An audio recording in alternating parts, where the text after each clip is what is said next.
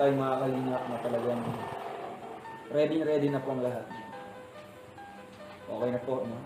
Siyempre, Abe, ano? ng sign kay Lord na ito na talaga. No? Siyempre,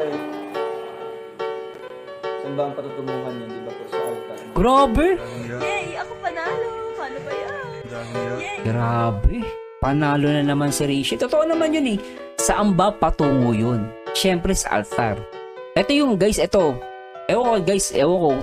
Ako, natutuwa ako dito sa narinig ko. Ewan ko lang sa inyo. Pero ako guys, totoo lang. Tuwan-tuwa po ako dito sa narinig ko. Para sabihin mo na gusto mong dalhin ang isang tao na iyong minamahal. Dadali mo sa journey.